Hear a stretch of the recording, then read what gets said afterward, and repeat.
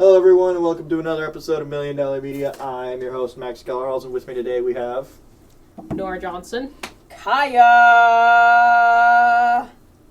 And today we are going to be talking about the 2022 movie? I don't know, I don't want to say blockbuster, or because that's kind of not what happened here. But we're talking about Babylon, and I'm going to let Kyah lead this one off because she was the one who kind of dragged, or I shouldn't say dragged, but pushed us to go see this. So I'm going to let her speak on this movie because I know she has a lot to say. So basically, I'll start by saying this. I am a huge little junkie for old Hollywood, and I love movies that portray old Hollywood. So when I saw the ad for this, I was like, this is exactly what I want in a movie. Like, this is what I want to see. So I received exactly what I wanted. Like, it's basically about young and up-and-coming actress whose name was... Nellie Leroy. Yeah, she's played by Margot Robbie.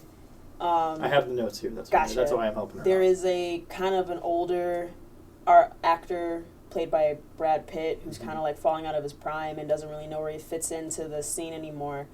There's a man... What was he, like an assistant? So I think in the movie he's I think he started as a bouncer, assistant, butler kind of. Yeah, just handler. Or That's I think what we missed in the first bit of the movie. That whole scene with the elephant. I think he was in charge of transporting the elephant. He's at least, or he's like a worker. He's low income worker. Low income worker who wants to work with movies and make movies and wants things to be like on the that. movie set. Yeah, and he's trying to figure out how to get to that. Am I missing any other characters? Yeah, you're missing two. Oh no. Do you mind if I help you out here? You have a up and coming black jazz trombone. How could I forget? Trumpet player. Sidney Palmer, played by Jovan Adepo. I hope I said that name right. Mm. And then you have a mistress? Mm. A popular, stage mistress, I don't know, a singer. She's a singer, sex symbol. She's a singer. She's an actress. She's a gay one. But the gay one. Damn. Okay. I didn't want to say it. The gay one. The gay one. All one. right, but yeah, it's her character's name is Lady Fei Zhu, played by Lee Jun Lee. I just want to give those two credit. Also, I want to just say that Manny's played by Diego Calva. Mm. Just want to give those actors credit. That's the movie. It's basically about each of their endeavors in this industry and really figuring out how to get what they want out of it. Because they all have that dream / American dream about you can literally become anything you want. Yeah, and I can't really go too much into it without spoiling it because I'm very bad at explaining things without just spoiling it all. Well, how about you talk about some elements of the movie that you really like, that really stood out to you? For me, I'm going to say that this movie's chaotic as all hell. Yeah, but it's the good kind of chaotic. It really is, because you're just there looking at everything that's on screen, just thinking how the hell? Yeah. And how the hell, what the hell, and who the hell did this? So this movie is 3 hours and 9 minutes. Yeah. And I did not feel bored at any point of this movie. I felt the time. I wasn't bored, because I was definitely okay, where is this going? And it's not where is this going as in I'm bored and I want this to stop. It's I want to know what's coming next and I want to know where this is going. When is the next crazy thing going to happen? Yeah, when is the next big, because there were multiple arcs in this. I'm going to say I don't think anything gets as crazy as the first party. Yeah.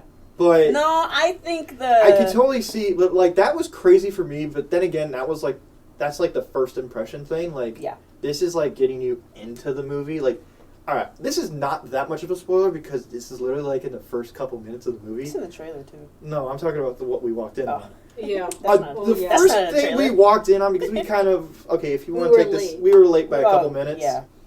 The first thing we walk in on is a chick peeing on a fat dude. Hell yeah. Wasn't it Flea?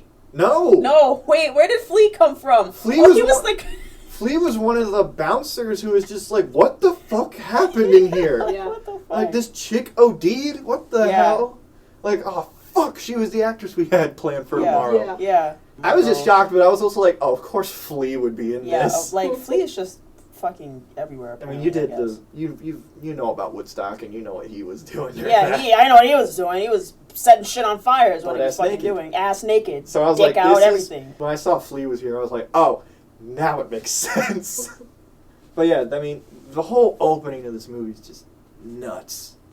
And I would love to, like, I'm going to say this because I want to give warnings to people out there. Do not watch this with your parents. Mm-hmm. Unless you're, like, really cool with your parents. But, like, this would just be a really awkward watch. Yeah, if you're, like, the kind of person that is, like, I don't know, sensitive to boobs, don't watch this movie. Don't forget the penises. Yeah. Oh, yeah. Like, there is a dicks, shit ton of boobs, movie. There's ass, there's also vaginas. some, like, other stuff in the movie, that whole scene with the tunnel. Yeah. Yeah, there's, like, a ton of nudity. There's, a ton of stuff, like... People are fucking... Like ass naked. Like, there is no, like, subjective nudity. There's no, like, suggestive things. Like, they are naked. They are naked people. Butt naked. They are ass naked. Yeah, like, and, like, crowds of people that are just nude. Yeah. Like, personally, cool with it. Cool. I love, because I love it. I love stuff like that. I love chaos. I love insane things. I mean, it's not, like, unwarranted. Like, sometimes you're like, oh, okay, this is just for, like sex sells kind of thing. Like, this is more like, nah. This makes sense. This is like a crazy wild party, and at crazy wild parties, shit like this happens. Yeah. And this is the 20s, too, when there's no cell phones, so no one's going to get caught doing this. Yeah. You can so, really like, you can do whatever you want. Yeah. I'll say this. For as crazy as we're saying these parties are, yeah. I kind of wish I went to one. Just to say I survived. I want to be there. I wanted to be there so bad. Yeah. And that's another thing I liked about this movie. The fact that it made me... It's so hard for me to become influenced by things. It has to be very, very, very particular for me to really take that with me in my day-to-day life. And when I watch this movie, I feel like, not to over-exaggerate, but I feel like I left the theater as a different person. It made me understand certain things a little bit better. It made me really think about myself. Like, it did some shit to me. Not in, like, a negative way, but just in, it changed the way I thought. It changed me. And that's very rare that a movie will do that to me. For me, like, I kind of get what you mean, but this movie is such a love letter to just movies. Yeah. Movies, films, cinema, whatever the hell pretentious thing you want to call them.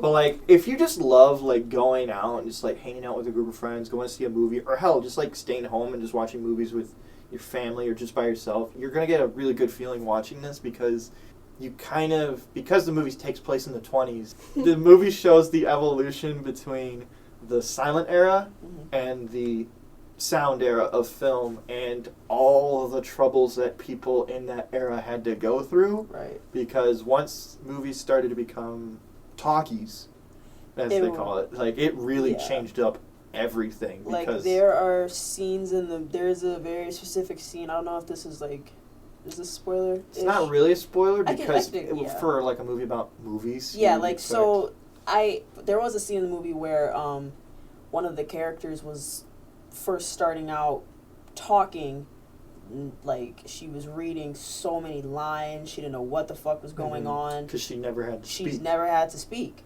So, like, they kept... It was the funniest fucking point of the movie, though. Like, it's so funny. It was fucking funny. Can we talk about what happened before that even started?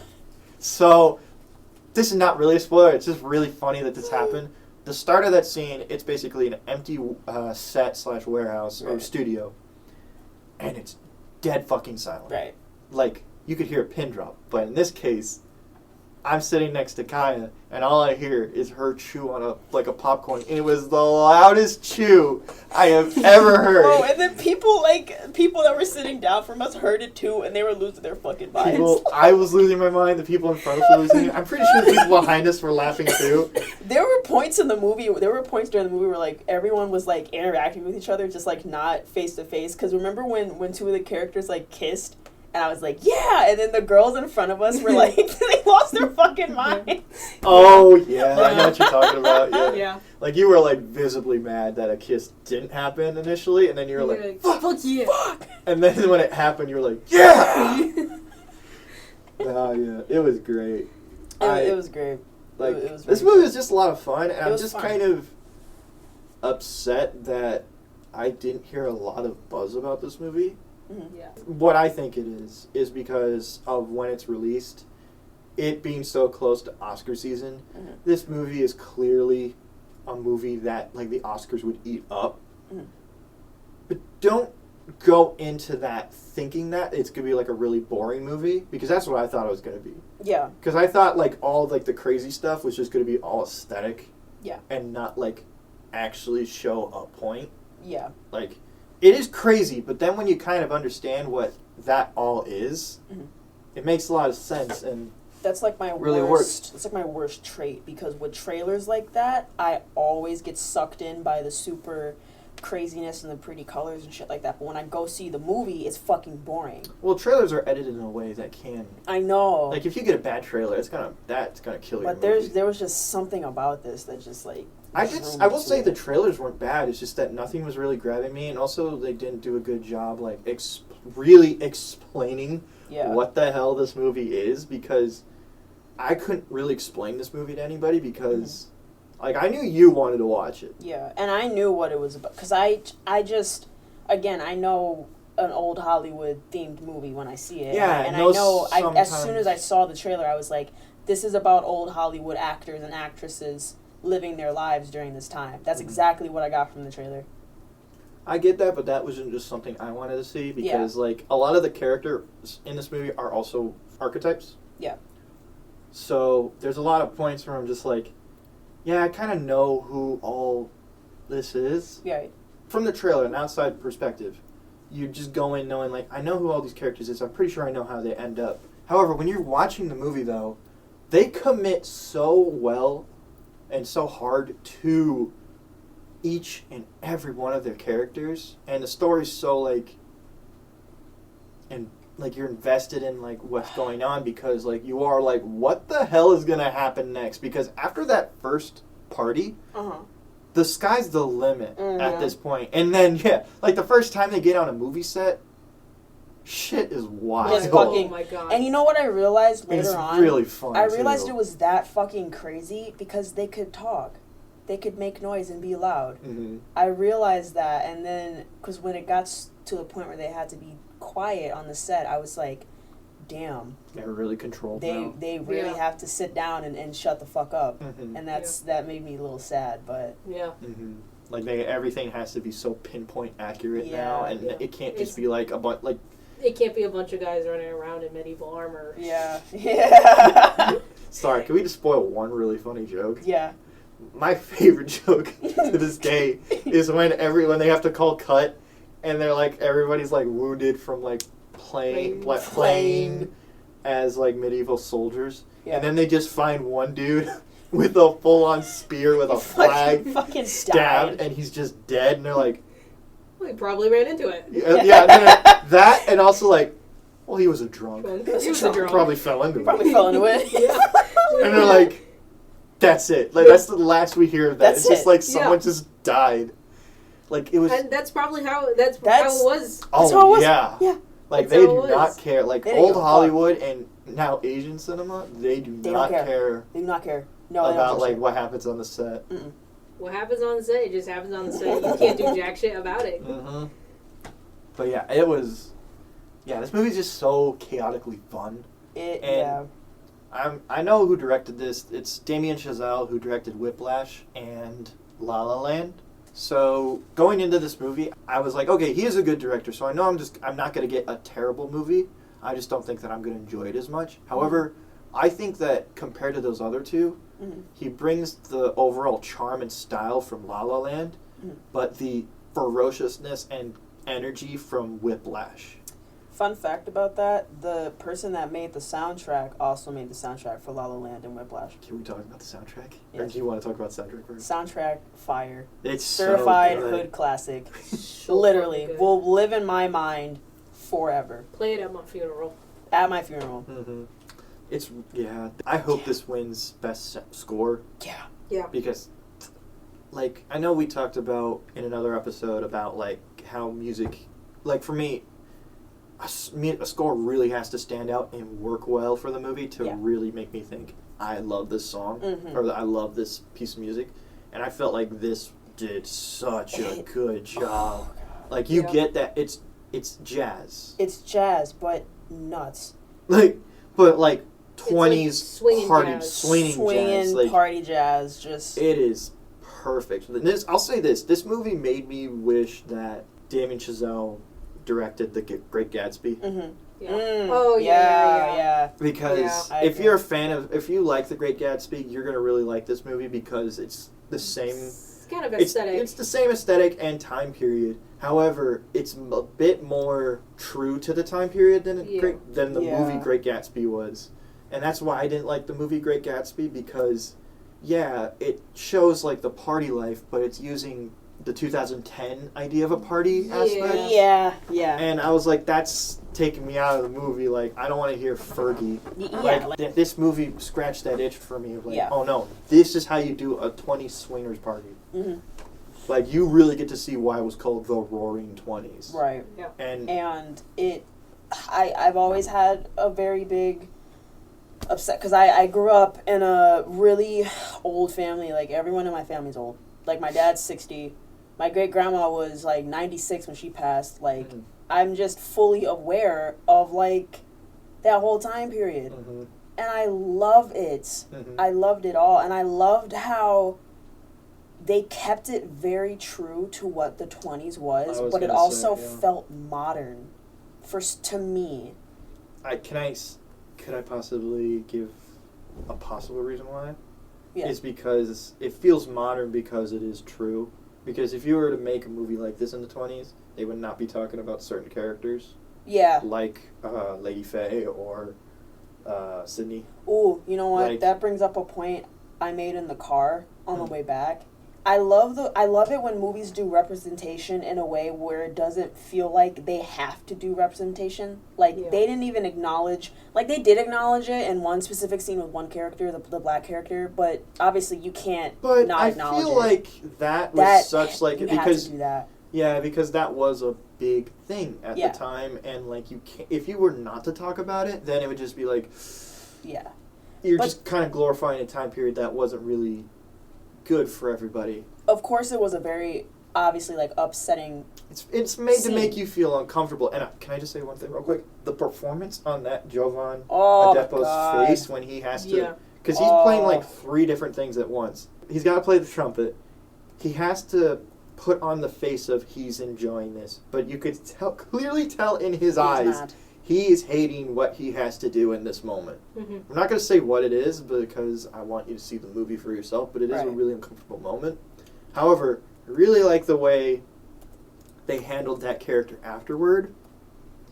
Of like, if they were to just keep on having more scenes like that, then I would be like, I don't know how I feel about this, because now it just feels like you're using this to make like more uncomfortable scenes like that. One scene. But just one scene, and the character redeems himself in such a way that really, like, I mean, I'm not speaking for you. I have a theory of what you're talking about. Well, like, I've always watched movies that, to me, always came off as, like, how do I put this? Like, what you said, basically. Like, we know it's set in a time period where racism was insane. It was raging. I don't want to watch a movie where the main point isn't racism, but they keep pushing it. Yeah. Like, they keep having scenes where, like, a black character the message overtakes the actual fucking story. Because, like, he's not doing, like, I want brownie points from the black community. No, I don't want black Twitter coming after me. No, so like, I'm just gonna say I'm for this. No, it's like, it's a natural thing in the story. It makes sense, and it also goes to show how another character in the movie is going on his arc. Yeah. So it's doing 2 things at once. It's showing the descent of these 2 characters and how they react to this situation. I also want to see what you guys thought about we're not going to go too much into this character, but Tobey Maguire is in this movie. So when I watched the trailer for this movie on YouTube, all of the fucking comments were about Tobey Maguire. Yeah. All of them. Mm-hmm. And I don't understand why, because everyone was like, it's so nice to see him again, it's nice to see him, and he's just batshit crazy. I think he's also like a major producer of this film. I have two things for that. One, it's because of Spider-Man, and like especially with No Way Home. Right. He's now back again in somewhat the public consciousness, so it's nice to see him get more roles. Yeah. However, this is not Tobey Maguire's movie. No. If you're looking for Tobey, he doesn't show up until the last 30 minutes of the movie. I wouldn't even say that, because that shit was like, I'd even say last 40 minutes of the fucking movie. Because after he showed up, it went on for a hot minute. It did. But minute. he does play a significant character. He pretty much starts the end of the movie. I really love the way he played it, because, he is creepy as fuck. I remember leaning over to you and I was like, if he laughs again, I'm going to fucking lose my mind. He did. That was the funniest shit. I don't know why it was so funny. It was hilarious. I don't remember, but I heard that he's playing a real person. Yeah. Hold on. I tried Googling it and there's nothing popping up. I think there was a rumor that he was playing a real person, but that didn't pan out. I think they changed the person he was playing or some shit like that. Mm-hmm. I'm not 100% sure. But I hope this person doesn't exist. But I could totally see someone like that existing. Oh, yeah. I'll say this. He plays a crime boss. He plays a crime boss. And an eccentric crime boss. A very eccentric crime boss. And to be fair, another thing that they touched on, a lot of Hollywood had to deal with crime. And real still probably does. Mm-hmm. But specifically 20s, 30s. Oh, definitely. Hollywood was... Because, that's the crime. people who had the money. And also, a lot of actors did a lot of things that they got blackmail on them for. And that was the time where mostly things were controlled by the mob. Mm-hmm. Yeah. Oh, yeah. Yeah. Glad they touched on it, but it's not a big focus of the movie. It is a major thing. Catalyst and, the corruption of this system that kind of tainted these poor individuals who just had all the noblest of intentions but just went down completely wrong paths. Yeah. Mm-hmm. Some knowingly are doing things that are wrong, but they know that they can't do, if they do something different, they will be ostracized. One of the subtle things that I really like is with the character of Manny, is I really love the way... Well, I don't want to say I love, because I don't like the actual thing, because I don't like that what it does to people. But the way he plays it, the more he goes up in the system, the less Hispanic he tries to be. Mm-hmm. Yeah. He calls himself Spanish, as in from Spain. Yeah, but he's from Mexico. His real name is Manuel. Manuel Torres. He has everyone start calling him Manny. He even says, "Do not write Manuel on my door. Write Manny." One really interesting thing I noticed, too, is whenever he blows up at someone, he goes and speaks entirely in Spanish. Mm-hmm. And what was really interesting, and this is the first time I've ever done this, first time I ever, heard someone in Spanish in a movie, and I'm like, oh, wow, I know what they're saying. I actually know what they're saying. Yeah, me too. I was I know that word, I know it. Oh, wow, okay, he's just saying, right? Yeah. I know exactly what bro was saying. He's pissed. I was what a weird way for me to be oh, wow, he speaks Spanish. Yeah. Yeah, I just love the way showed the quote-unquote whitewashing of that character and how he had to do sort of things. Because, in the 20s and early 30s, they did do films for both English and Spanish-speaking audiences, so they would have an English script and then a Spanish script. Sometimes they'd have two different actors, but if an actor could do both, they'd do both. But so there was always a very Hispanic influence from this dawn of film. Yeah. That's why I think I enjoyed the fact that they had multiple characters and multiple arcs. And multiple different races. Because you're so used to the...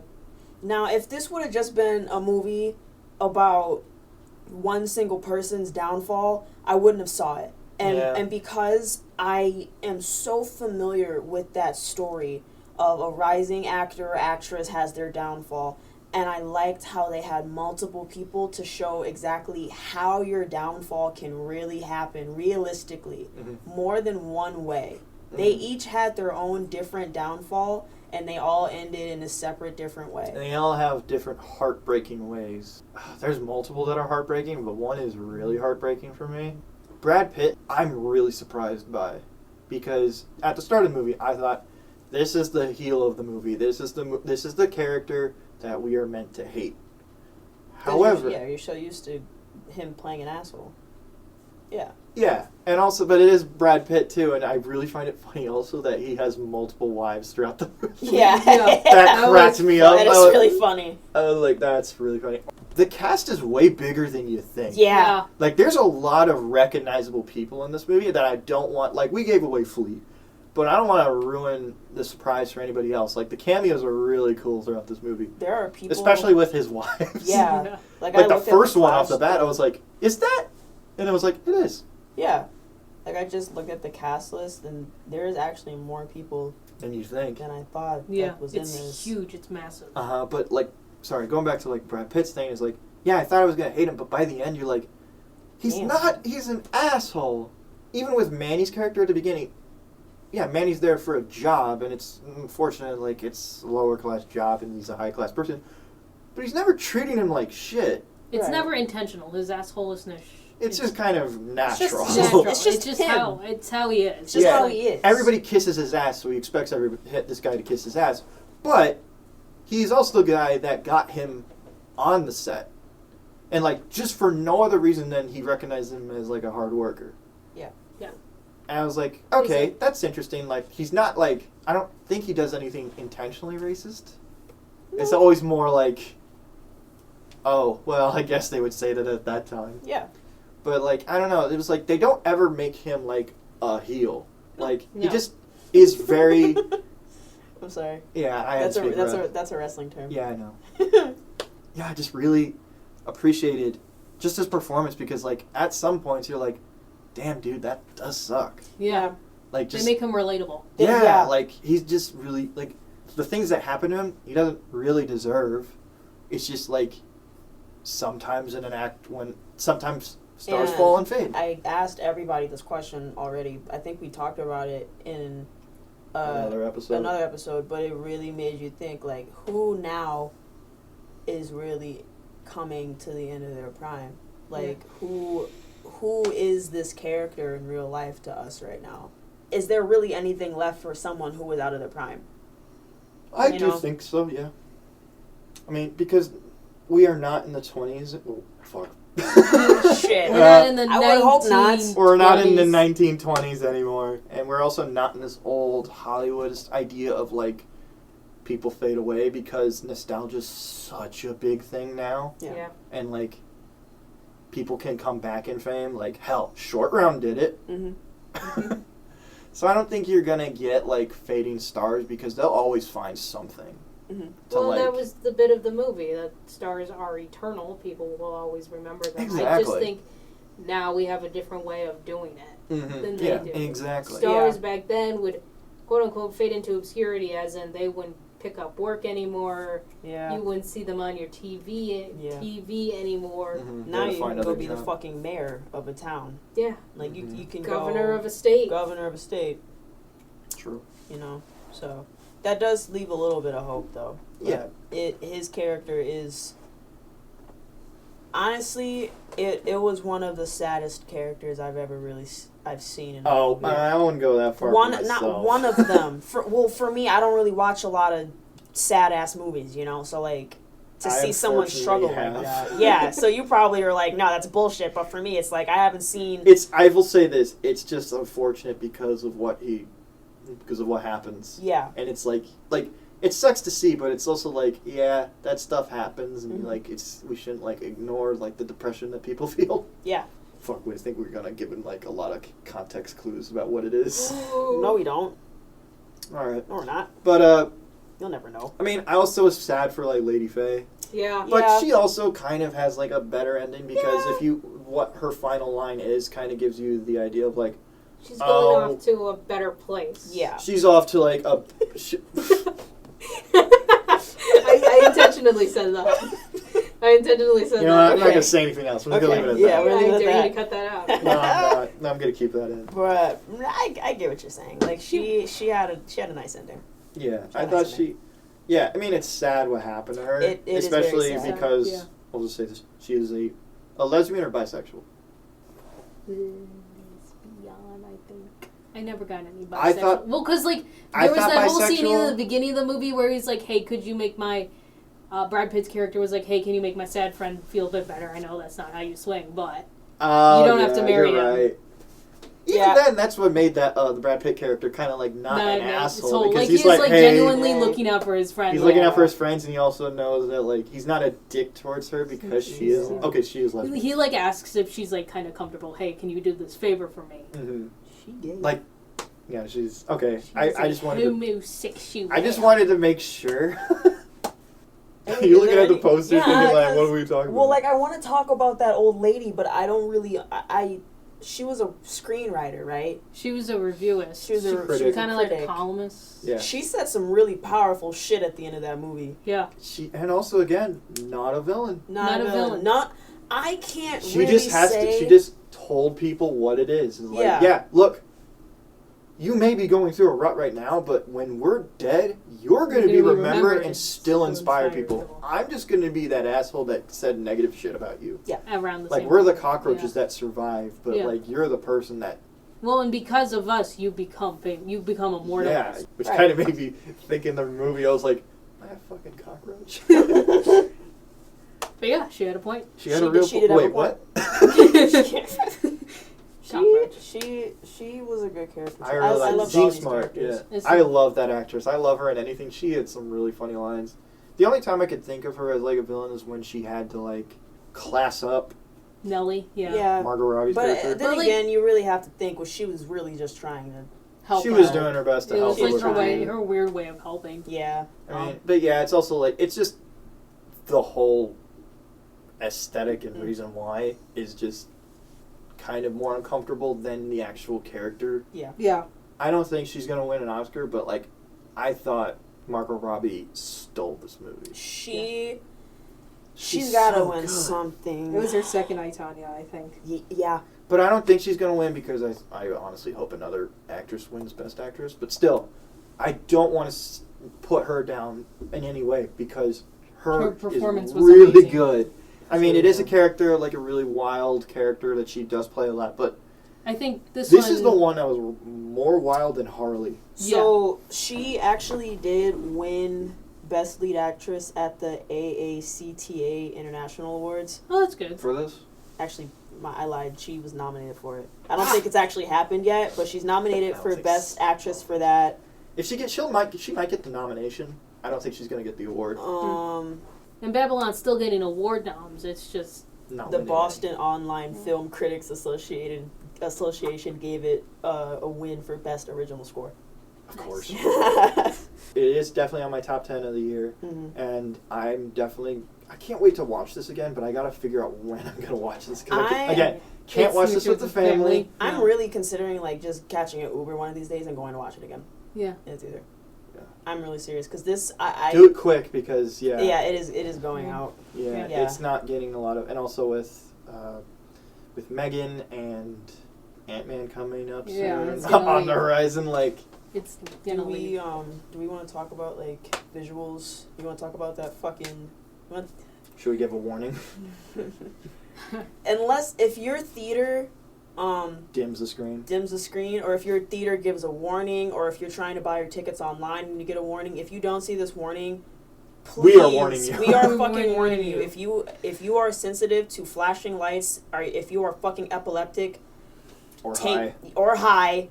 take a seat and don't fucking watch this. We have to point out the high thing because we have a friend that went to this high and he had to leave because there's a moment where it just overwhelmed him. He tweaked the fuck out. He He did. absolutely tweaked. So yeah. we're not condoning you do drugs. Watching a movie about seeing other people do But drugs. if you though. do take drugs before seeing this, Be careful. Be careful. Have a friend with you. Have a friend with you. have a safety buddy. Because The DD. it does get a little You intense. can get drunk and watch this. Oh hell Yeah, yeah. yeah, that's fine. You might dance, but A little bit. yeah. I mean, like you're talking about visuals and stuff. Like for me, it's really well shot and everything like that. I also really liked in the scene where we're in the set and like seeing like Margot or Nellie do talkie film for the first time. I love the way they shot that. Me too. Because I was like, I don't want to say how they do it, but it's such a interesting way of like directing attention to like only one part of the screen and like really using the screen. So I was like, oh wow, that was really cool. And also the editing is really good. It's really fast paced. But yeah, the second unit director of this movie must have had a hard time because again, to create these crazy sequences, you have to control a lot of different moving elements. Like we talked about, there's a bunch of naked people, so this had to be it's like a room filled of dancing naked people. Well, not entirely. It's not like, entirely, but there's still a shitload going in. Yeah. So you also have to take and consider this is also a closed set. Yeah. Yeah. On top of that, meaning that he also had no one else helping him. I just got to give a hats off to the person who was in charge of just the magnitude of extras on a closed set would freak me the fuck out if I had to direct that. It would scare the shit out of me. So whoever it may be, which I'm about to find out right now. Because we're going to give you props. Hats off to fucking you, man. Kerry Roslin. Kerry Roslin, hats off to you. You're getting a Saint candle. Yeah. Saint of second unit directors. Whoever you may be. You did a really good job, and I just want to give hats off to you. But yeah, we're going to wrap this review up. Oh my god. Yeah, we're going to definitely wrap this up. It's very funny because we didn't even say anything negative about it. I did.